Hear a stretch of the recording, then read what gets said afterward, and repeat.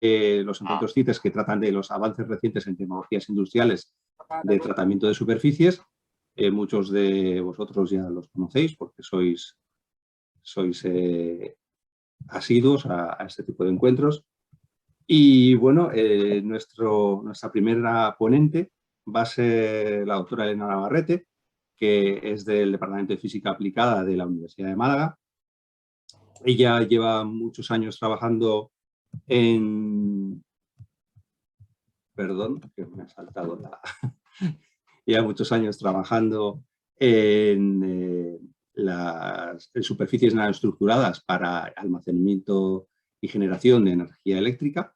Hizo la tesis doctoral en este tema y tuvo estancias predoctorales en el Instituto de Energía Solar del Fraunhofer, de Alemania, y en Berkeley, en California.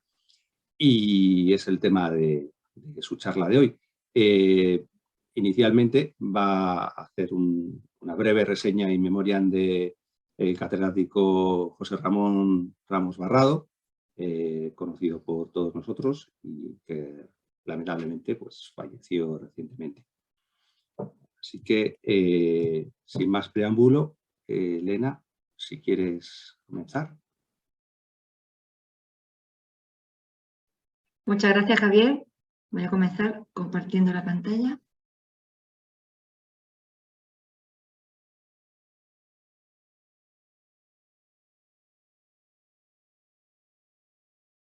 Podéis verlo bien, ¿verdad? ¿Se me escucha bien, por favor? Sí, sí. Sí, se ve bien, Elena. Muchas gracias. Pues como bien decía Javier Barriga, vamos a comenzar haciendo un in memoriam sobre nuestro querido amigo José Ramón Ramos Barrado, el cual pues tristemente falleció de una manera repentina a finales de junio de este mismo año. La mayoría de vosotros pues lo conocéis. Él estudió en la Complutense de Madrid, se doctoró también en Ciencias Físicas en la Universidad de Granada. A lo largo de su trayectoria, pues ha publicado más de 200 artículos y consiguió pues, un índice H de 40, dirigiendo pues numerosas tesis doctorales, proyectos fin de carrera y demás. Y pues tuvo pues el mayor número de sesenios que se puede tener, ¿no? Los 6 sesenios de investigación con el sesenio de transferencia. Entonces, pues él estuvo en la Universidad de Málaga desde su creación. La Universidad de Málaga ha hecho ahora 50 años y él pues ha estado impartiendo clases durante 50 años, con lo cual ha estado desde su fundación. Él también pues creó el grupo de investigación pues que actualmente sigue activo, el FQM 192, pues que se denomina Laboratorio de Materiales y Superficie, al que yo pertenezco desde hace ya unos cuantos años. Y pues los últimos años pues, su investigación pues, estaba dedicada y centrada en el desarrollo de dispositivos para la captación y el almacenamiento de energía solar. Entonces, con algunos proyectos, los cuales me gustaría mencionar el Flora y especialmente el Consolider, bueno, esta foto que tenemos aquí puesta, es de uno de los congresos, uno de los encuentros que hicimos del proyecto Consolider y hace ya como 10 años, con lo cual nos vemos ahí bastante más jóvenes todos. Pero aquí se ven pues muchos de los que estáis en esta reunión seguramente os podéis reconocer en la fotografía. Entonces él era un participante bastante activo en el grupo Consolider y luego por ende también en el grupo CITES dentro de la SOCIEMAT. Entonces, bueno, pues recalcar eso, que estuvo 50 años de servicio en la UMA, fue director del departamento de nuestro departamento de Física Aplicada 1 durante pues, más de 20 años. Y pues ha sido un gran y activo partícipe en la Universidad de Málaga, más concretamente en la Facultad de Ciencias. Ha formado parte del claustro universitario, la Junta de la Facultad, del máster, en fin, ha sido bastante activo. Y en definitiva, lo más importante, pues era una persona muy apreciada y muy querida por muchos amigos que tenía y muchos compañeros también, tanto dentro como fuera de la Universidad de Málaga. Entonces, pues me gustaría hacer este recuerdo en su memoria, que, valga la redundancia, va a seguir siempre con nosotros en nuestra memoria. Si me permitís, pues voy a comenzar entonces mi exposición, que va a versar sobre las superficies nanoestructuradas para producción y almacenamiento de energía. A ver. Bueno, como he dicho, pertenezco al Laboratorio de Materiales y Superficies dentro de la Universidad de Málaga. Nosotros estamos en el Departamento de Física Aplicada 1.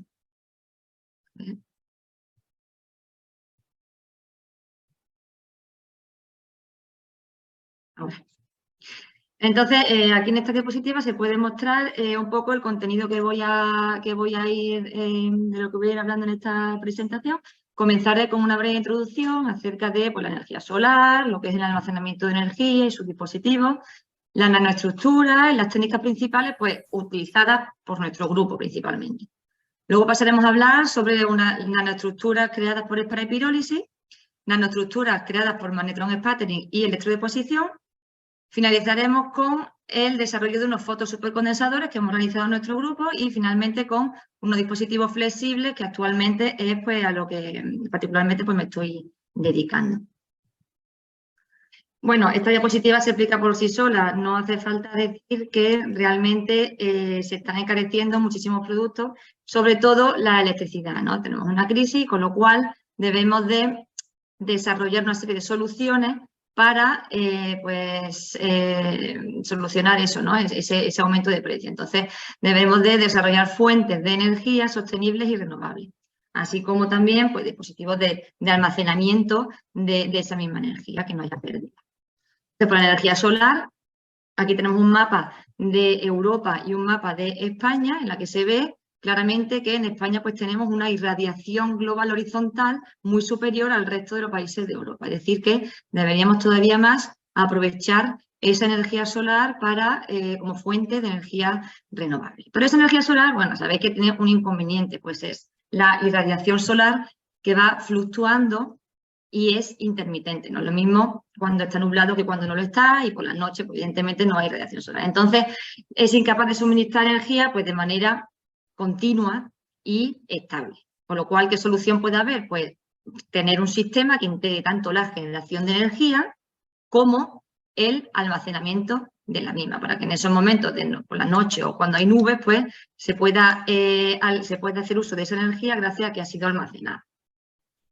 Voy a pasar a hablar un poco de los dispositivos principales para el almacenamiento de la energía. Principalmente, bueno, tenemos las baterías de ion litio, que como ya sabéis, el principio de funcionamiento pues son las reacciones de oxidación-reducción, oxidaciones redo, ¿no? Tendremos aquí un ejemplo de una batería de ion litio, ¿no? Un esquema en el que se ve el cátodo, el ánodo y el intercalamiento de litio a través del electrolito de la batería. Esas baterías pues tienen la ventaja de que gozan de una alta densidad de energía, pero una baja densidad de potencia. Bueno, en este caso también la seguridad se puede decir que es baja por el hecho de que la tenemos en estado líquido. En el caso de los condensadores, pues, como sabemos, funcionan gracias a una diferencia de potencial eléctrico, en la que se tiene un campo eléctrico inducido en sentido contrario del campo eléctrico que tiene el condensador. Estos condensadores pues, tienen una densidad de energía bastante más baja que las baterías, aunque tiene una densidad de potencia bastante alta y una seguridad pues, bastante alta porque es en estado sólido. Y luego tenemos otro tipo de dispositivos para almacenamiento de energía, que son los supercondensadores. Los supercondensadores, al principio de funcionamiento, prácticamente se puede decir que es el de la doble capa, aunque luego veremos más adelante diferentes tipos de supercondensadores según su principio de funcionamiento. Pero aquí tenemos en este esquema de abajo un supercondensador de doble capa, que para los que no estén familiarizados con él, si tenemos aquí un electrodo, aquí tenemos en contra otro electrodo y en el centro tenemos el electrolito. Entonces se va a formar una doble capa eléctrica en cada interfase electrodo-electrolito. Ahí es donde luego se va a almacenar la carga. Entonces, si podemos ver en este diagrama, que se llama diagrama de Ragón, lo que podemos ver es que los supercondensadores estarían en medio entre las baterías y los condensadores. Es decir, en esta gráfica tenemos en la abscisa la densidad de energía y en la ordenada tenemos la densidad de potencia. Es decir, los supercondensadores van a tener una mayor densidad de potencia que las baterías, con lo cual van a ser utilizados cuando se requiera un aporte de energía rápido, como puede ser en los coches eléctricos, ¿no? En el arranque, ¿no? Entonces, los supercondensadores se están usando ahora mucho para eso. Entonces, los supercondensadores, pues resumiendo, tienen una alta densidad de energía, también alta densidad de potencia, el tiempo de carga es bastante corto comparado con las baterías, tienen una larga vida, pueden funcionar en un amplio rango de temperaturas y destaca también la seguridad que tiene, ¿vale? Estar en estado sólido. Los supercondensadores se pueden caracterizar de la siguiente forma. Son muchas las curvas que podemos realizar, pero la principal de ellas que utilizamos es la voltametría cíclica. Son curvas intensidad-voltaje en la cual cargamos el condensador y lo descargamos. Entonces se van midiendo unos parámetros clave que son la capacidad, la energía y la potencia. En definitiva, lo que queremos es que un condensador almacene mucha energía, con lo cual queremos que tenga una alta capacidad y una alta energía, para finalmente pues, tener una alta potencia. Seguimos hablando de los supercondensadores. Pues los supercondensadores tenemos diferentes tipos, según el principio de funcionamiento que tengan. Ya hemos hablado antes un poco de los condensadores electroquímicos de doble capa, o EDLCS, lo cual se basan en las interacciones electrostáticas. Aquí tendríamos los supercondensadores de doble capa. Tenemos una separación de carga en la interfase electrodo-electrolito, que es lo que se le llama la doble capa. Entonces, para los electrodos que conforman esos supercondensadores se suelen utilizar carbones activados, grafeno, nanotubos de carbono, es decir, electrodos que tengan una alta superficie. Entonces, estos se caracterizan por tener una alta potencia. Luego tenemos otro tipo de supercondensadores que son los pseudocondensadores. Estos pseudocondensadores, tendríamos aquí un esquema de ese tipo, se basan en procesos farádicos muy rápidos. Entonces, necesitamos unos materiales que se denominan materiales pseudocapacitivos. ¿Qué materiales son pseudocapacitivos? Pues tenemos un amplio espectro, entre los cuales podemos destacar el óxido de manganeso o el óxido de rutenio. Entonces, vamos a tener una reacción de redox que son reversibles, pero teniendo una poca interacción electrodo-electrolito, no tanto como lo tienen en las baterías. Entonces, estos pseudocondensadores se caracterizan por tener una alta energía. Luego también existen los supercondensadores híbridos, que intentan conseguir una mezcla entre los condensadores de doble capa y los pseudocondensadores. Es decir, se intenta conseguir una alta densidad de potencia y una alta densidad de energía. Son supercondensadores simétricos que constan de dos electrodos. Un electrodo sería para la batería, para el almacenamiento, y otro sería el electrodo de supercondensador. Entonces, lo que nosotros estamos intentando realizar es mejorar la densidad de potencia en los pseudocondensadores con estructuras de nanohilos de óxido de zinc, con nanoestructuras, o sea, en superficie nanoestructuradas. Entonces, ya hemos visto que tanto la conversión como el almacenamiento de energía van a involucrar muchas reacciones químicas, interacciones físicas entre la superficie y dentro y de los electrodos y del electrolito, con lo cual los materiales para los electrodos tenemos que seleccionarlos dependiendo o atendiendo, mejor dicho, a la cinética y al transporte de los portadores, ¿no? Pues que pueden ser electrones, huecos, iones. Aquí tendríamos un ejemplo, como todos sabéis, ¿no? Una superficie uniforme, como son las capas finas, en la que la mayoría de nosotros trabajamos, tiene muchas ventajas, pero si nosotros hacemos esa misma superficie nanoestructurada, lo que estamos aumentando es la relación superficie-volumen, con lo cual vamos a aumentar también ese área electroquímica para poder aumentar la capacidad y por ende la energía almacenada en los supercondensadores, en estos dispositivos de almacenamiento de energía. Entonces, se pueden considerar 4 parámetros importantes si atendemos a la estructura de los electrodos. Podemos decir el tamaño de las nanoestructuras. Según el tamaño de la estructura, nosotros podemos ir aumentando o disminuyendo ese tamaño de la nanoestructura para dar una funcionalidad diferente a nuestro electrodo, en este caso. También a la forma de la nanoestructura, como podemos ver en la imagen, así como la heteroarquitectura combinando varias nanounidades. En este caso, luego comentaremos un poco más adelante un trabajo que publicamos acerca de una estructura core shell que se denomina como de caparazón, en el cual pues, se van depositando en diferentes zonas del nanohilo diferentes materiales, a través de los cuales pues, cada uno tiene una funcionalidad, una función, ¿no? Y entonces combinando esas estructuras pues, se pueden conseguir unos electrodos con mejor capacidad. Luego también pues, podemos disponer en el espacio de diferentes formas esas nanounidades, esas nanoestructuras. Entonces, ¿qué es lo que mejora? Pues en cuanto al tamaño, si se reduce el tamaño, lo que estamos haciendo es reducir el tiempo de transporte de los portadores, También estamos incrementando la interfase electrodo-electrolito y en cuanto a los quantum dots, que ya veremos también que se pueden depositar sobre estos nanohilos, pues lo que provocamos es esa absorción de luz. Quantum dots son moléculas muy pequeñitas que lo que favorece es la absorción de la luz para la captación de energía solar.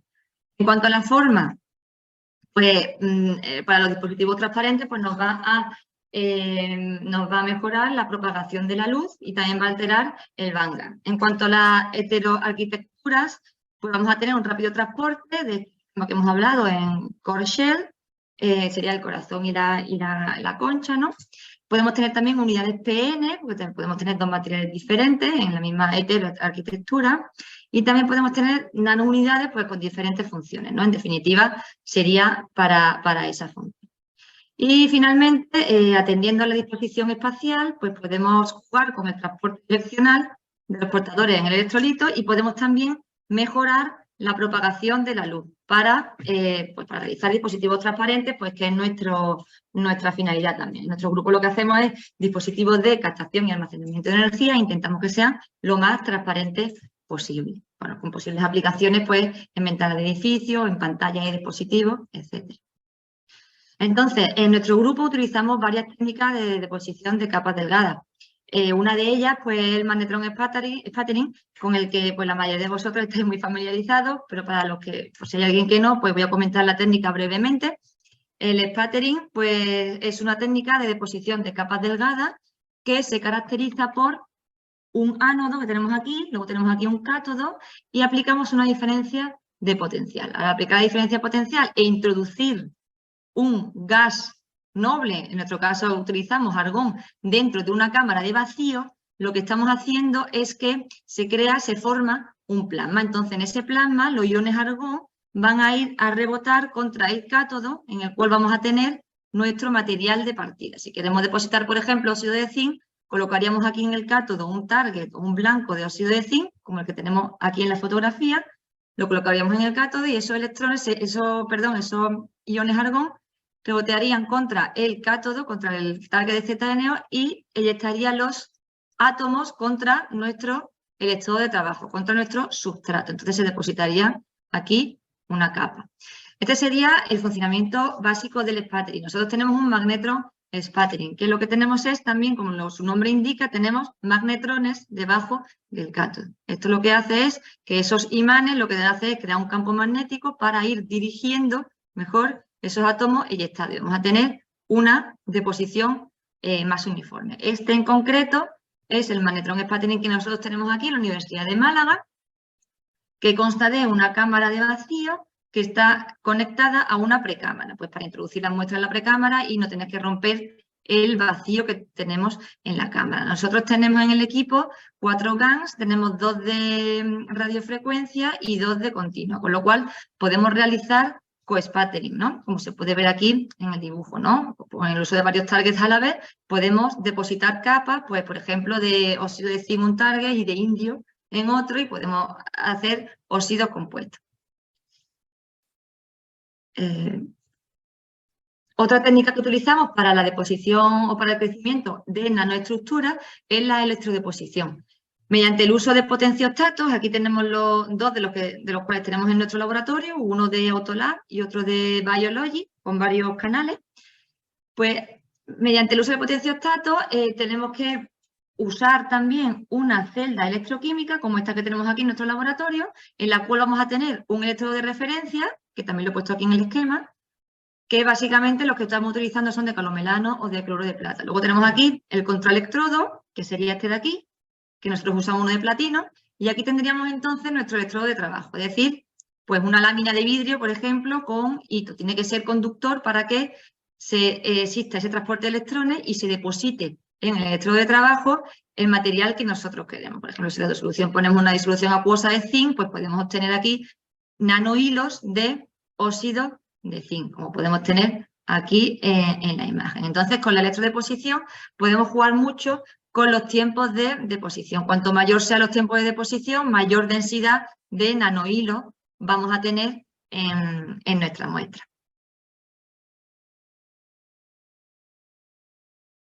Otra técnica que utilizamos también en nuestro grupo es la técnica del spray pirólisis, que como muchos sabéis, pues consta de una boquilla que tenemos aquí. Tendríamos aquí también por esa boquilla, perdón, pasaría una corriente de aire y una corriente con la disolución. Entonces, esa disolución se nebuliza y va a depositarse a nuestro sustrato, que lo tenemos sobre una placa calefactora, que lo que hace es que al depositarse esa disolución, bueno, esa nebulización, mejor dicho, se va a sinterizar y se va a quedar depositada como una capa delgada. A su vez, pues esta placa calefactora se puede mover hacia un lado y hacia otro para asegurar la homogeneidad de la capa. Entonces, en nuestro caso, pues, aquí tenemos una nanoestructura que depositamos por esta técnica, por el spray pirólisis. En concreto son unas nanoestructuras de plata y lo que obtuvimos fueron nanopartículas de plata. Entonces, jugando también con el tiempo de deposición, pues fuimos viendo que al aumentar el tiempo de deposición, pues se va aumentando el tamaño de esas nanopartículas, porque lo que van haciendo es, se van uniendo unas con otras y van aglutinándose, ¿no? Digamos. Por la rayo X pues se puede ver pues, plata metálica, y aquí también la transmitancia, como he dicho antes, es un factor muy importante a medir en nuestro grupo, porque muchos de los dispositivos, sobre todo electrodos y dispositivos de almacenamiento de energía, intentamos que sean transparentes. Con lo cual, en esta gráfica de transmitancia pues puede verse que lo que era de esperar, ¿no? Tenemos aquí el sustrato, que es vidrio. Sobre el sustrato tenemos una capa de hito, que como sabéis es transparente, óxido de indio dopado con estaño, y entonces sobre ese óxido de indio dopado con estaño pues hemos depositado diferentes capas, nanopartículas de plata. Entonces, dependiendo del tiempo de deposición, cuanto menos tiempo de deposición, pues más tramitancia, más me va a transmitir la luz a través de ese electrodo. Entonces, esta muestra nosotros hicimos que fueran parte de una batería que también patentamos hace unos años, que es una batería de iones de litio. Entonces, esa batería consta de ese electrodo de plata, de nanopartículas de plata.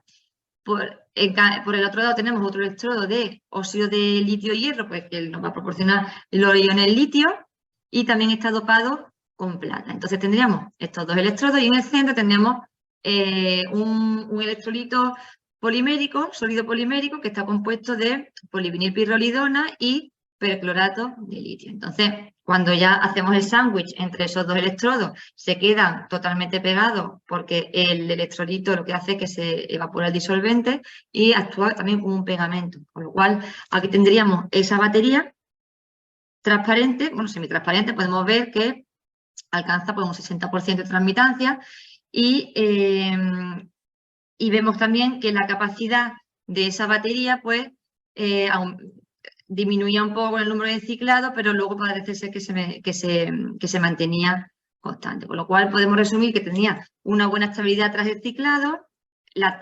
transparencia permanecía tras el ciclado, lo cual también es importante, que por mucho que funcionase la batería, íbamos a seguir teniendo una batería transparente, ¿no? Que realmente es lo que se quiere conseguir también. Y obtuvimos una capacidad del electrodo de plata, que estamos hablando, de 706 amperios-hora por unidad de masa, partido kilogramos. Por otro lado, vamos a ver ahora unas nanoestructuras crecidas por electrodeposición. Nosotros, en principio, partimos de un sustrato de vidrio con una fina capa de hito.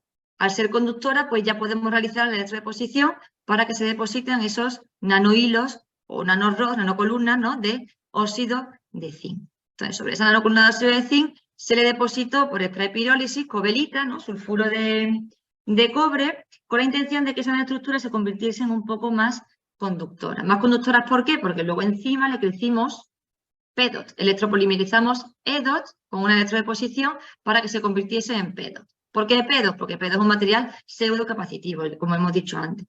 También, sumergiéndole en una solución de permanganato potásico, pues se formaba óxido de manganeso. Con lo cual, aquí lo que estamos viendo en este zoom es una hetero nanoestructura, que es lo que hemos visto en las diapositivas anteriores, que está formada por el óxido de zinc, nanohilo de óxido de zinc, recubierto de cobelita, recubierto a su vez de PEDOT y recubierto a su vez de óxido de manganeso. Como he dicho, la cobelita pues era para hacerlo más conductor, para poder seguir electrodepositando las siguientes capas por el método de electrodeposición, valga la redundancia. Y el óxido de manganeso y el pedo pues son materiales pseudocapacitivos que nos sirven para que este electrodo formado tenga una buena capacidad específica, finalmente, porque es nuestra finalidad. Entonces, aquí en esta imagen SEM, realizada aquí también en la universidad nuestra, pues podemos ver la disposición de los nanohilos. Aquí en B podemos ver nanohilo, digamos, desnudo. En C podemos ver el nanohilo ya con la cobelita y en D podemos ver el nanohilo ya con todos los pasos, con la cobelita, con el PEDOT o PIDOT y con el óxido de manganeso. Aquí tenemos una imagen T en la que se podrían ver también las diferentes partes. Como se puede ver en esta gráfica, estamos viendo la retención de la capacidad con el número de ciclos. Se puede ver que la capacidad prácticamente se mantiene constante, ¿no? Bueno, se mantiene como un 90% después de 1400 ciclos, es decir, 1400 carga y descarga de ese electrodo. Entonces se obtuvo una capacidad específica de 19,85 milifaradios partido centímetro cuadrado. Obtuvimos una característica interesante que es que si ves aquí este espectro de transmitancia, esta muestra correspondería a los nanohilos, pero con hasta el último paso, que sería hasta el paso de PIDOT. El PIDOT es un polímero conductor electrónico. Entonces, esa muestra sería sin el manganeso. Cuando ya lo introducimos en la disolución de permanganato potásico, se produce una oxidación y se obtiene óxido de manganeso en la superficie. Con lo cual, esa muestra, pues al final, cambiaba un poco de color y permitía mejorar la transmitancia, como la podéis ver aquí también. Con lo cual, el óxido de manganeso, aparte de darle una propiedad pseudocapacitiva, mejores propiedades electroquímicas al dispositivo, lo que estaba haciendo también es mejorar la transmitancia. Elena, perdona, te quedan 5 minutos. Vale, gracias. En el caso de... También hemos hecho por magnetron sputtering y electrodeposición, quiere decir que hemos crecido una capa semilla de óxido de zinc. Entonces, creciendo una capa semilla de óxido de zinc, ¿qué hemos conseguido? Hemos conseguido crecer unos nanohilos mucho más, digamos, mucho más rectos. Vamos a pasar directamente a la siguiente diapositiva y vamos a ver que sin capa semilla vamos a tener un diámetro del nanohilo de 200 nanómetros, mientras que con la capa semilla ese diámetro va a disminuirse, con lo cual se van a poder depositar muchos más nanohilos, más delgaditos, y vamos a tener una mayor superficie por volumen, ¿no? Entonces, las capas semillas descubrimos pues, que actuaban como sitios de nucleación para poder crecer esos nanohilos, y los nanohilos pues crecían mayor perpendiculares al sustrato. ¿Qué permitía eso? Pues permitía tener una mayor transmitancia del dispositivo. Entonces, esa capa semilla de ZNO también intentamos cambiarla por otra que fuese de ZNO dopada con indio y con galio. Con eso lo que conseguimos hacer es quitarnos el hito de nuestro sustrato, con lo cual podíamos usar directamente vidrio y sobre el vidrio usábamos la capa de óxido de zinc dopado con galio. Todo esto lo realizamos con la técnica de ecospatria. Entonces, como se puede ver en esta imagen, las dos imágenes de arriba serían sin capa semilla, con lo cual los nanohilos están un poco más mezclados, y la C y la C' abajo sería con capa semilla, con lo cual un nanohilo crece mucho más recto, sería la vista en planta, ¿no? Hemos desarrollado también un fotocondensador, varios tipos de fotocondensador. En el primer caso voy a hablar de uno que lo hicimos con capa delgada, en el cual tenemos solamente dos electrodos. Uno sería el óxido de titanio y otro el óxido de litio y hierro. Entonces, lo que hace es, lo que tenemos aquí es un ion gel, que sería el electrolito, y sin necesidad de colorante ni de un tercer electrodo, como en bibliografía lo hacían muchos autores, conseguimos que este dispositivo pudiese funcionar como celda fotovoltaica y como dispositivo almacenador de energía. Y podemos ver aquí que la transmitancia pues, fue bastante buena. Y por otro lado hicimos el mismo supercondensador, pero con nanoestructura. Esa nanoestructura, y utilizamos lo mismo que he explicado en las diapositivas anteriores, y le depositamos también unos quantum dots de sulfuro de plata. Esto lo hicimos mediante la técnica de SIDA, ¿no? O deep coating, ¿no? De ir depositando en disolución. Entonces, aquí tenemos una imagen TEN que se ve bastante bien, esos quantum dots de sulfuro de plata, que serían los elementos fotoactivos. Entonces, con esos elementos fotoactivos se le ponía encima una capa de PIDOT de nuevo, ya tenemos un electrodo, un fotoelectrodo, fotoánodo, y luego tendríamos un cátodo, que sería de pido. Entonces luego ya se formó también un fotosupercondensador, con lo cual se mejoró la capacidad específica. Finalmente, ya pues comentar un poco lo que estamos desarrollando ahora, que son dispositivos transparentes, pero también flexibles, basados en nanohilos de óxido de zinc. Entonces, ahora lo que estamos haciendo es voltametrías cíclicas de esos dispositivos, que los ponemos, de momento lo estamos haciendo sobre PET, con una capa de hito.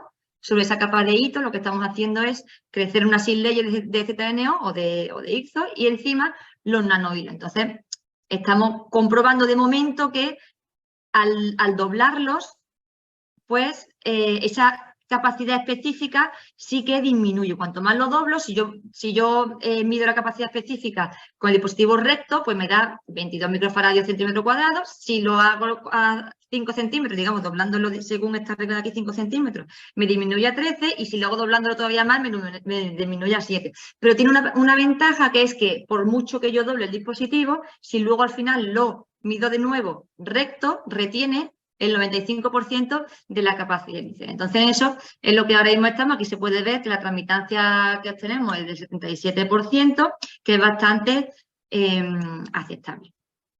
Bueno, el dispositivo flexible pues tiene multitud de aplicaciones. Aquí he puesto algunas fotografías que pueden ser a lo mejor algunas un poco futuristas, pero es cierto pues que algunas ya se están empezando a realizar. Y podrían ser dispositivos que pueden captar la luz y pueden también almacenar en el mismo dispositivo, siendo transparentes y siendo también flexibles. Y sin más, muchísimas gracias por vuestra atención y encantada de haber participado en este encuentro. Muchas gracias, Elena, por tu interesantísima presentación y sobre todo por ceñirte tan bien al tiempo.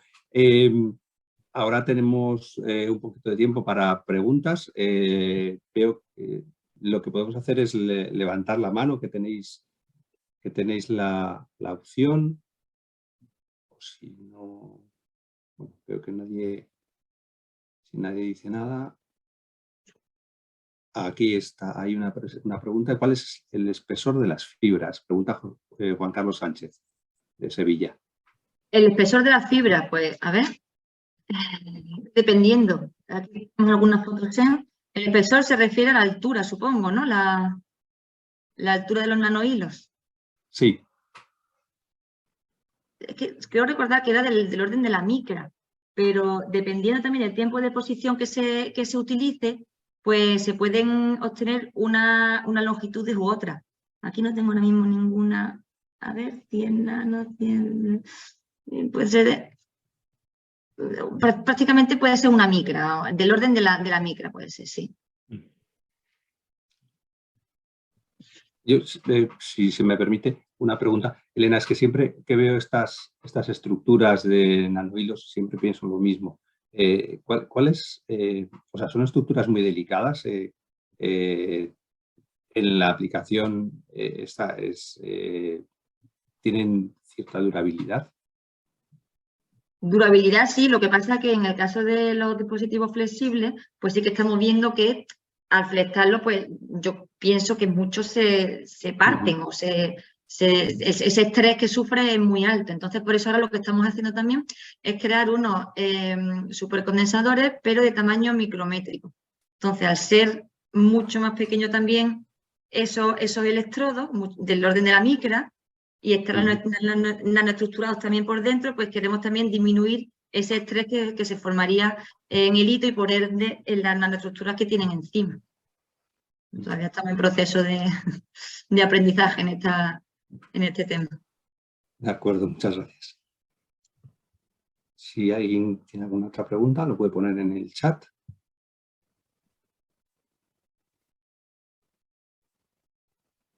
Ramón. Hola Elena, muchas gracias por la presentación. Es un poco al hilo de lo que preguntaba Javier sobre durabilidad. ¿Habéis visto algún efecto en variando la técnica de deposición? ¿Habéis hecho por spattering, por spray pirólisis, por electrodeposición, si entiendo bien? ¿hay algún efecto de esa técnica de deposición en la durabilidad final del dispositivo? A ver, por spray pirólisis, por ejemplo, se obtienen capas mucho más gruesas que por sputtering.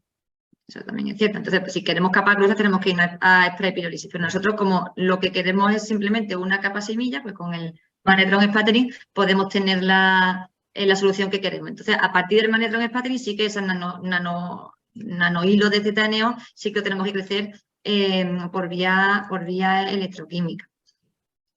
Entonces, tenemos que un poco ir jugando con las diferentes técnicas para, según lo que vayamos queriendo, pues ir utilizando una u otra. Porque al final para la aplicación, si esto lo queréis escalar a un nivel industrial, utilizaríais con electrodeposición, entiendo, ¿no? Claro. La intención es, Por sí, decir, hacer áreas más grandes que queráis. en un tanque, claro, sí. Esa sería la intención. Sí, lo que pasa es que, claro, siempre es que queramos hacer sin layer por Magnetron sputtering, vamos a tener también esa, aunque también se puede hacer a gran escala, pero sí es cierto que ya si lo queremos poner en un hilo de proceso ya sería quizá más complicado. Tendríamos que hacer uso entonces del spray pirólisis. O incluso también por spin coating se puede realizar capas semillas de óxido de zinc y también lo hemos hecho nosotros también. Vale. Y ahí funciona bien también, sí. Gracias. Muy bien. No veo ninguna otra pregunta en el chat. 5 segundos, si alguien dice algo. Si no, bueno, agradecer nuevamente a Elena tanto la charla como las respuestas a las preguntas. Encantada, muchas gracias a vosotros. Muchas gracias a ti. Y vamos a dar paso a la siguiente charla. La siguiente charla corre a cargo de 2 investigadores de la empresa Tewer. La empresa Tewer es una ingeniería especializada yo la conocía como especializada en energía solar principalmente. Ahora veo que ha ampliado su espectro y diríamos que está especializada en energías renovables. Entonces, la doctora Adriana Zurita, que es doctora en ingeniería, doctora en ciencias de la ingeniería en el área de energía solar de la Pontificia Universidad Católica de Chile, va a hablarnos sobre los desarrollos que hace la empresa para concentración solar para aplicaciones de calor industrial y fotogeneración de hidrógeno. Y bueno, va a estar la charla, como decía, en colaboración con José Manuel Blázquez, que es ingeniero industrial en la especialidad de técnicas energéticas de la Universidad de Castilla-La Mancha. Si no recuerdo mal, comienza la charla Adriana, así que todo vuestro. Bueno, muchas gracias por la presentación, por la introducción. Bueno, como acaban de mencionar, mi nombre es Adriana Zurita y me acompaña mi colega José Manuel Blázquez. José Manuel es el director de la división de I+D de la compañía y pues yo me integré más recientemente también a Tewer como parte del equipo también de I+D pues en la compañía. El día de hoy le vamos a estar presentando más que todo como 2 proyectos en los cuales hemos estado trabajando más recientemente, que tienen que ver con el desarrollo de tecnologías de concentración solar para 2 aplicaciones en particular, una para calor industrial y otra para fotogeneración de hidrógeno. Todo esto, viendo que sería como el tema más interesante en el cual tenemos cabida en este encuentro, ya que Tewer como tal no tiene una expertise en desarrollo de superficies ni de materiales, pero sí en desarrollos tecnológicos, pues en los cuales hay algunos retos en los cuales se tratan con este tipo de tratamiento de superficies, pues que sería interesante exponerles. Entonces,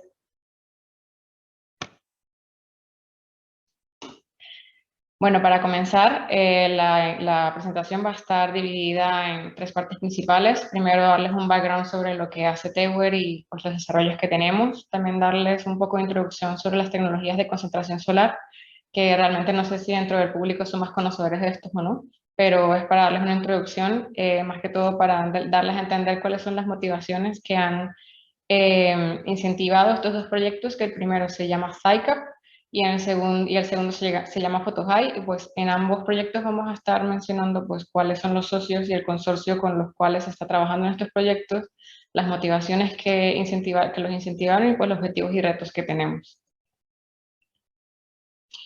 Como tal, Tegur Ingeniería es una compañía que tiene pues sus oficinas actualmente en Madrid. Es un equipo que tiene una larga trayectoria, más de 14 años los fundadores y los miembros más senior, más que todo en el sector termosolar. También tenemos una actividad bastante intensiva en I+D, más que todo en el desarrollo de productos, principalmente en la parte de concentración solar, en el sector termosolar, pero también no se escapa a otros sectores industriales como defensa y algunas otras áreas de la industria, en las cuales se trabaja en el desarrollo de sistemas más singulares para aplicaciones industriales, como por ejemplo esta torre que está en el centro de la presentación, que es una torre que se desarrolló para el sector de la defensa, más que todo en el campo de aviación y pues de control de aéreo en ciertas instalaciones. Para hablarles un poco más en específico sobre la expertise que tenemos a nivel de termosolar, pues el equipo ha estado involucrado en proyectos de concentración solar de potencia a nivel mundial. Por ejemplo, en la planta de Crescendus, que está ubicada en Estados Unidos, pues estuvo involucrado en lo que es la línea de montaje de los helióstatos del campo solar, en Gemasolar, por ejemplo, en la reparación de algunos helióstatos que fueron dañados por un tornado en el campo, y en Cerro Minador, por ejemplo, estamos en un proyecto que todavía está en curso, que consiste en el desarrollo de un sistema de calibración de los helióstatos del campo. Como tal, Tegur comenzó como una empresa de ingeniería de detalle, pero también estamos haciendo la transición precisamente a esta parte de desarrollo de tecnología innovadora, que por ejemplo incluye el desarrollo de reflectores solares de alta calidad. Una tipología, por ejemplo, que ha desarrollado y patentado Tegur es una tipología tipo sándwich, que incluye un espejo de plata en la parte delantera, una espuma en el medio que le da rigidez a la faceta y un espejo de aluminio en la parte trasera. Que esto, bueno, pues ofrece ciertas ventajas con respecto a las opciones comerciales que están instaladas actualmente en las plantas termosolares en el mundo, y pues tienen ciertas mejoras evidentemente con respecto a las calidades ópticas y propiedades ópticas del espejo como tal. Además de esto, también podemos ofrecer lo que es la fabricación de pues, estas facetas y el diseño y optimización de estas líneas de montaje, no nada más el producto, sino toda la línea de ensamblaje como tal también, pues prestando servicios en la parte de optimización, validación y también soporte en la fabricación. Además de esto, pues mencionar el sistema que les había mencionado, la planta de Cerro Minador, que como dije es un proyecto en curso y pues que tiene como finalidad desarrollar un sistema que permite lo que es calibrar en tiempo real estos errores que se producen en los helióstatos a la hora de apuntarlos a la diana en una torre, que pues por diferentes factores ambientales, etcétera, mecánicos, pues son errores que se van desviando de lo que es lo teórico, y pues esto afecta evidentemente el rendimiento de la planta. Y por último, mencionar ciertas capacidades de simulación que tenemos como equipo de ingeniería, pues específicamente en termosolar, pues podemos hacer cualquier tipo de modelación óptica con trazado de rayos, calcular la distribución de flujo de energía en sistemas térmicos, calcular la producción de energía que se pueda tener, optimizar la eficiencia, etc. Bueno, esto como introducción sobre Tegur. Y pues ahora lo que quisiera dar es cabida un poco de introducción sobre las tecnologías de concentración solar. Las más utilizadas son 4. La primera son los colectores cilindroparabólicos, en los cuales pues se tiene un fluido térmico que circula en un tubo receptor. Vas a tener unos espejos en forma de parábola, pero que está en un foco lineal. Y pues en este foco lineal vas a tener este tubo receptor que va a recibir toda esta energía solar que está siendo concentrada, y pues a través de este tubo circula un fluido térmico que va a absorber esta energía. Este va a ser, digamos, el concepto que se va a utilizar en cualquier tecnología de concentración solar, que a diferencia, por ejemplo, lo que estaba mencionando Elena en su presentación anterior, que tienes, por ejemplo, plantas fotovoltaicas que utilizan la radiación global horizontal total. Aquí lo que se va a hacer es concentrar directamente estos rayos de sol, que va a ser radiación directa. Entonces, pues esta es la principal diferencia que tienen las tecnologías de concentración con la fotovoltaica. Tienes 4 tipos. Está la de cilindro parabólico, que es el foco lineal, y también la tipo Fresnel, que también es foco lineal, pero esta va a ser diferente su funcionamiento, ya que tienes unos espejos que van a ser la superficie donde recolectas los rayos de sol, y los vas a reflejar a un segundo reflector, por así decirlo, donde también tiene concéntrico un tubo absorbedor, en los cuales, pues, al igual que en el cilindro parabólico, pues es donde absorbes la energía térmica por medio de un fluido que está circulando a través de él.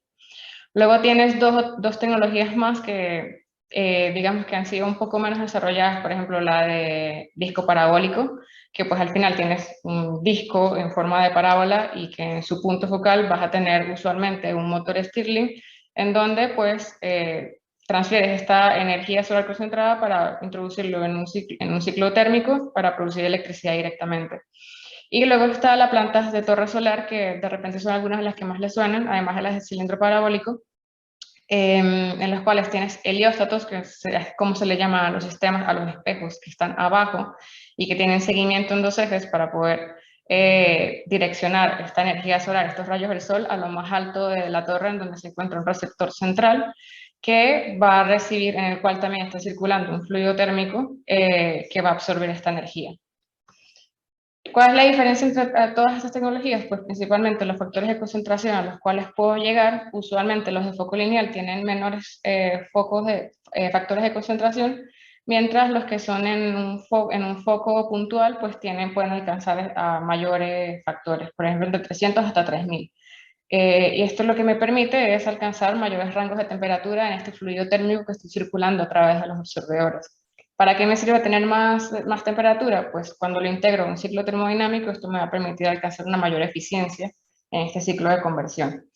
Y bueno, usualmente este tipo de tecnologías pues están obviamente enfocados en lo que es recolectar la energía solar y transformar la energía térmica, y luego esta energía térmica se integra usualmente, o al menos una de las ventajas que tiene este tipo de tecnología es poder integrarla a un módulo de almacenamiento térmico, en el cual puedes desacoplar esta recolección de la energía que se produce durante el día por la misma naturaleza del recurso, con el momento en que terminas produciendo esta electricidad. Por ejemplo, si utilizas sales fundidas o algún otro fluido, pues simplemente guardas esta energía en forma térmica en unos tanques, y luego en la noche puedes utilizarlos para producir electricidad durante estos momentos donde ya no tienes horas del sol. Toda esta introducción, al final de cuentas, es para, bueno, por ahora enfocarnos en lo que es la tecnología de receptor. La tecnología de receptor central es una de las que tiene más potencial, al menos de disminuir de costo, y también es una de las que ha tenido más interés y desarrollo en los últimos años. Y en particular, bueno, uno de los detalles que tiene esta tecnología es que el receptor central, que es donde se termina concentrando toda esta energía solar y energía térmica, pues va a representar el elemento más crítico que tiene el sistema, debido a ciertas condiciones de operación que son bastante extremas. Aquí, por ejemplo, les muestro un gráfico de lo que representaría la potencia térmica que puede entregar un receptor, tanto en un día que tiene un recurso solar perfecto, sin ninguna nube, y un día variable, en el cual vamos a tener una mayor variabilidad e intermitencia del recurso. Entonces, esto al final, ¿en qué se va a traducir? En que vas a tener momentos en los cuales, pues, tienes que cambiar las condiciones de operación del receptor, vas a tener paradas, vas a tener momentos en los cuales ya no tienes sales circulando en el fluido, pero igual tienes una inercia térmica muy grande. Entonces, pues esto al final lo que quiero representar es que va a tener dificultades bastante complejas a nivel de control en la parte de seguridad e integridad del sistema completo. Vale, bueno, con todo esto como introducción, lo que quiero presentarles es el primer proyecto que fue adjudicado dentro de la convocatoria de Eurostars de este año, del año pasado, que es denominado THICAP. Entonces, para presentarles un poco en introducción a este proyecto, el proyecto THICAP, que viene de las siglas, bueno, de Thermal Inertial Cavity Receiver, consiste en diseñar, fabricar y caracterizar un receptor solar de una tecnología que se llama de tipo cavidad, que permita pues dotar al sistema de una alta inercia térmica para abordar ciertos desafíos operativos como los que les estaba mencionando anteriormente, pues bueno, que tienen que ver con todas estas condiciones dinámicas y estáticas en las cuales operan ese tipo de sistemas. El consorcio que compone este proyecto, pues Tewer es el líder más que todo como tecnólogo, tiene el papel de tecnólogo en este consorcio, y pues tenemos colaboración también con el CNR de Francia, que son los que nos apoyan en la parte de desarrollo de recubrimientos y también en estudio de propiedades ópticas de estos recubrimientos en el absorbedor, bueno, los materiales del receptor. Está University West de Suecia, que pues tienen una expertise más grande en lo que es métodos de fabricación, por ejemplo, fabricación aditiva y también en análisis de materiales, de metalurgia, etc. Y también una pequeña empresa que se llama Procada, también ubicada en Suecia, que tiene también expertise en esta parte de fabricación aditiva, en diseño de los equipos que utilizas para al final fabricar estas piezas, etc. Y bueno, con el CIEMAT, que también está contratado está como subcontratado dentro del consorcio. Para darles un poco más entendimiento también sobre la motivación de este proyecto es, como les había mencionado, el receptor es el elemento más crítico del sistema. Sin embargo, existen diferentes tecnologías. Existe uno que, por ejemplo, es el receptor de cavidad, que el receptor de cavidad, pues al final es como un receptor en el cual tienes una ventana que está contenida como dentro de un cuerpo, y pues esta ventana es la que al final recibe la radiación y como que la atrapa dentro de esta ventana, y luego dentro de este receptor pues tienes un sistema de tubos en el cual está circulando el fluido térmico, y con este diseño lo que permite es tener un poco más inercia térmica en el sistema y pues también reducir ciertas pérdidas térmicas por atrapar de cierta forma esta radiación que estás recibiendo. Luego tienes otro receptor de cavidad en el cual, por ejemplo, directamente calientas un fluido, que no, en realidad no es un fluido, son partículas sólidas que estás moviendo que estás haciendo caer a través de esta ventana, y pues cuando recibes la radiación, estas partículas absorben directamente esta energía térmica, y pues una de las ventajas es que al menos estas partículas ya pueden ser utilizadas, por ejemplo, en un módulo de almacenamiento térmico directamente. Uno de los más utilizados comercialmente realmente es el receptor cilíndrico externo, que se los muestro acá, que ahora les explico un poco más en detalle. Y también el receptor volumétrico, que al final tiene como un material poroso en el cual tú haces atravesar directamente un aire, o sea, aire o un fluido, por ejemplo, un gas inerte, en el cual pues tiene esta particularidad. Como les dije anteriormente, el receptor externo cilíndrico es el más utilizado comercialmente en las plantas, al menos que están instaladas en la actualidad. Estos receptores tienden a tener dimensiones bastante grandes, estamos hablando de diámetros de más de 30 metros, con alturas bastante grandes, unas torres de aproximadamente 100 a 120 metros, dependiendo de cuánto es la capacidad instalada que tengas en el receptor. Pero esto no es un solo cuerpo que está fabricado, sino que es como un ensamblaje de ciertas secciones, como esta que se muestra acá. Entonces aquí realmente vas a tener estos tubos en los cuales está circulando este fluido térmico que va a recibir esta radiación, pero además de eso va a estar expuesto a muchas condiciones de operación.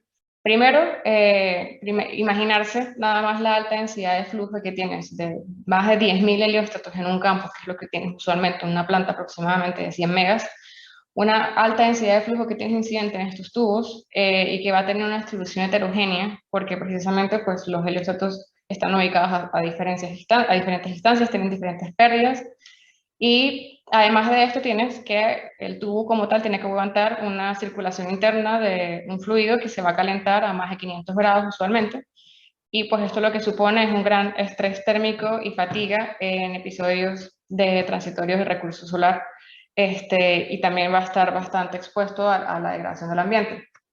Con todo esto, adicionalmente, pues estos materiales que se tienden a utilizar en los tubos tienden a ser aceros y aleaciones con níquel, que están bastante caracterizados en el mercado, pero que tienen un balance entre costo y prestaciones termomecánicas, pues que todavía tiene que solucionarse.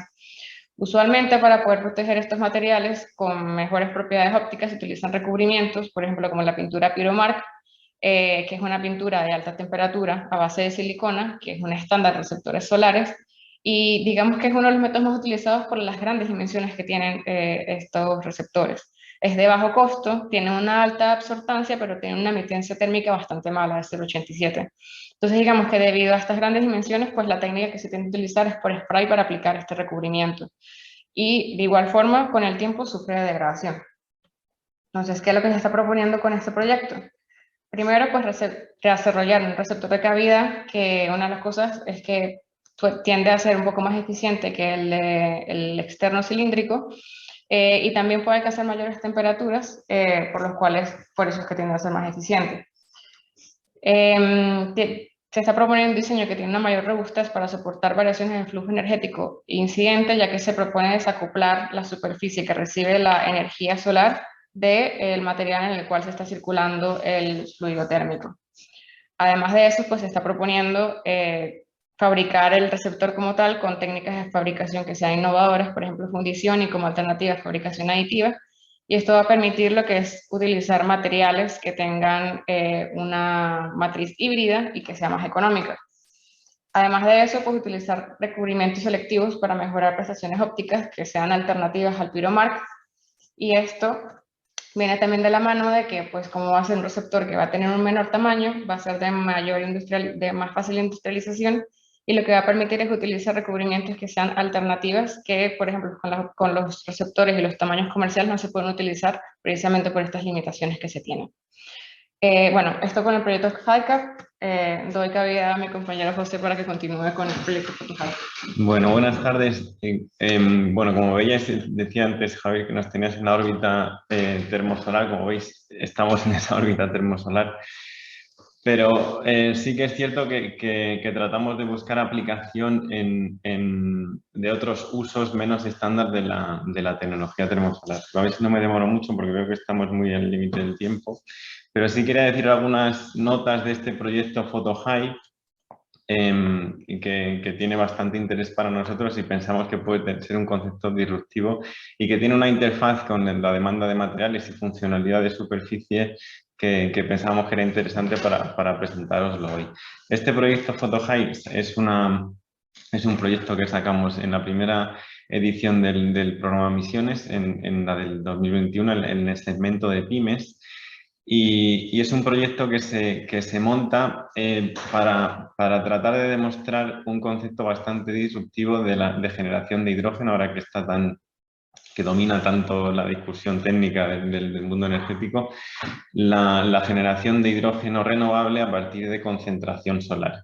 Entonces, realmente el proyecto PhotoHive surge como una iniciativa inicialmente propuesta por TEWER en asociación con NanoGap, que es una empresa de nanotecnología que surge a su vez de la Universidad de Santiago de Compostela, que son pioneros en el estudio y explotación de unas partículas que se llaman partículas subnanométricas, se llaman AQCs, Atomic Quantum Clusters, que son partículas que han demostrado tener una actividad catalítica muy interesante, y en el campo de la fotocatálisis para la fotogeneración de hidrógeno, pues a priori prometen tener unas eficiencias de conversión de sol a hidrógeno muy por encima de los fotocatalizadores convencionales. Bueno, el proyecto en sí lo que trata de hacer son básicamente dos cosas. En primer lugar, es demostrar a escala de laboratorio que esta fotogeneración de hidrógeno se puede conseguir alineada con la expectativa de eficiencias que se tiene con este catalizador singular. Y por otro lado, tratar, que ese es el reto que más ocupa en este caso a la USC de la mano de NanoGap. Y el reto que más nos ocupa a nosotros es el llevar esto del laboratorio a una escala inicial en este avance de TRLs, enfocándonos a una futura comercialización de esta tecnología, pues hacer un pequeño demostrador ya en entorno representativo que montaremos en la plataforma solar allí en Almería. Entonces,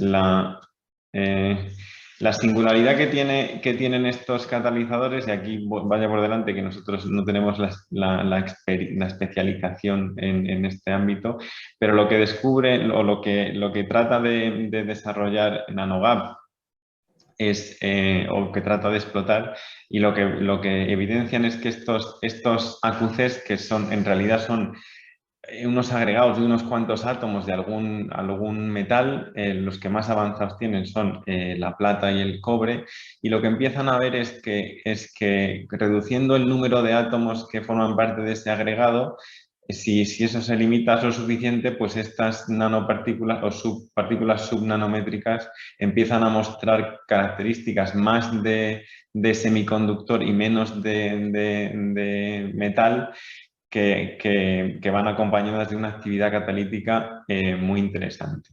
Entonces, lo que les hace más interesantes desde el punto de vista de su uso como fotocatalizadores es que, al asociarse con un sustrato de semiconductor más estándar, como puede ser el óxido de titanio, lo que empiezan a ver es que pueden aprovechar una parte mucho más amplia del espectro solar, llegando incluso hasta absorber toda la ultravioleta y todo el visible, hasta los 800 o 1000 nanómetros, lo que representa casi el 70% de la energía global incidente del espectro solar. Entonces, desde el punto de vista del reto en materiales y a nivel superficial, que ocupa a esta fase del proyecto, pues es en llegar a poder llegar a concentraciones suficientes de estos AQCs para poderlos aplicar en un sustrato de semiconductor, y a su vez poder tener una distribución homogénea de estas nanopartículas en ese sustrato, porque la actividad es puramente superficial. En el bulk de este material, de este semiconductor con estos AQCs, la actividad catalítica solo es superficial, solo se presenta en la superficie. Pues esta es la línea de trabajo que está ocupando fundamentalmente a NanoGap, en este caso en el proyecto. Y en el caso de TEWER, pues el reto en sí mismo de llevar esto del laboratorio a un concepto que pueda ser industrializable. Y aquí, como os podéis imaginar, pues el reto es más pues de los retos típicos que asumimos nosotros, que es más de diseño de prototipo de un sistema, de un tubo reactor que actualmente no existe y que tiene similitudes a los tubos absorbedores de los cilindroparabólicos convencionales, pero que tiene requerimientos de diseño completamente distintos. Por aquí se trata de proveer algún sustrato estructural sobre el que vaya a ir depositado este semiconductor con AQCs, que tenga un diseño apropiado para maximizar la absorción de energía concentrada incidente, y bueno, que se encargue de todos los elementos de diseño que suponen retos, como son pues las uniones entre tubos, esas uniones que soporten esa solicitación de presiones y temperaturas a los que estos sistemas trabajan, y todas las interfaces con las entradas y salidas del sistema, con estas articulaciones giratorias que hacen que tengas que acomodar el movimiento en sí de seguimiento de estos colectores.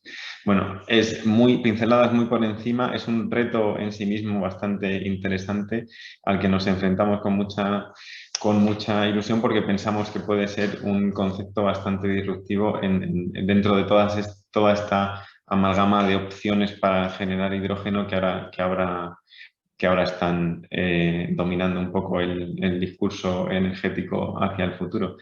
Y bueno, sé que nos hemos pasado un poco de tiempo, pero es esto lo que queríamos mostrar. Muchas gracias a todos y estamos abiertos a cualquier duda o pregunta que nos queráis lanzar. Muchas gracias a los dos. La verdad es que ha sido muy, muy interesante los dos proyectos que nos habéis presentado. No sé si hay alguna pregunta. Creo que es un poquito larga. ¿Qué tipo de es de GEMA San Vicente, de CIEMAT? ¿Qué tipo de recubrimiento selectivo se contempla en el proyecto para el receptor de cavidad? ¿Y qué temperaturas se alcanzarán en el receptor? No es sencilla la estabilidad de estos materiales en aire y altas temperaturas. Sí, en el receptor de cavidad, que es un proyecto que arranca realmente ahora en noviembre, no ha empezado aún. El receptor de cavidad va a tomar como referencia el PyroMark para tener una base comparativa y va a utilizar un desarrollo específico del CNRS.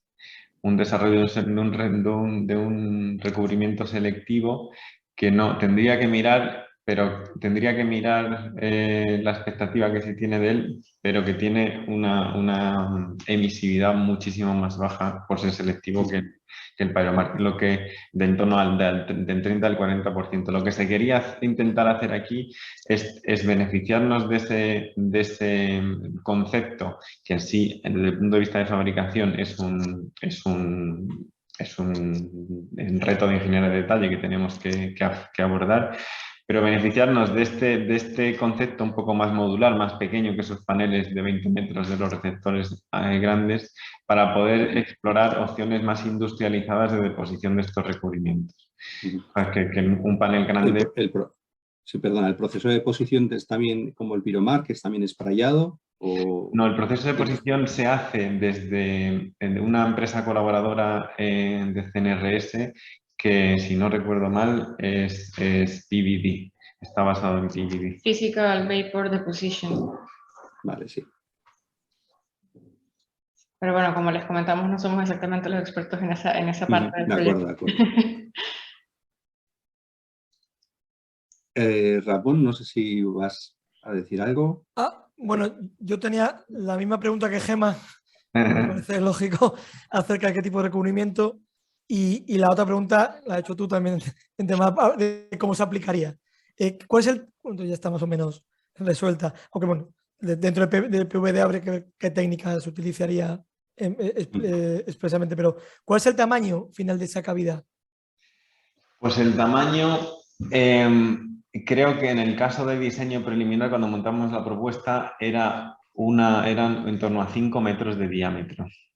Lo que pasa es que no está abierto el hacerlo como un monobloque o hacerlo segmentado en módulos, porque las cámaras para aplicación del recubrimiento no son tan grandes. Me parece que la más grande que teníamos acceso era como de 1,20 m por medio metro de ancho, alguna cosa así. Sí. Javier te puede decir algo sobre ello posiblemente. Sí, y estaba recordando, había hecho una pregunta también, Gemma, ¿cuál es la temperatura que van a alcanzar el receptor? Bueno, aquí se trata de, en el proto que vamos a montar en la plataforma, lo vamos a operar por limitaciones ya más de otro pelo, limitaciones más presupuestarias del proyecto y la convocatoria.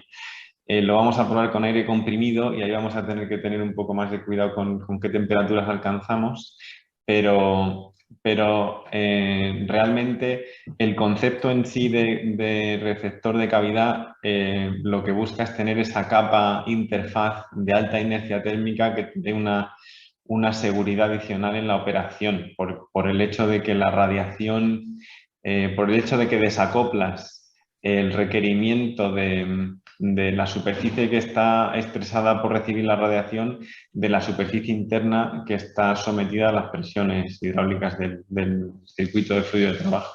Pues aquí sí queríamos explorar el llegar a mayores temperaturas, por encima de los 500 o 600 grados, pero ahí tenemos que ver la compatibilidad con estos recubrimientos. Vale, perfecto. Veo que aparece en pantalla José María Albella, que seguro que tiene alguna pregunta interesante que hacernos. No, estás mutado, José María. José María, en silencio. No se te oye, José María. No sé si alguien le puede abrir el micrófono.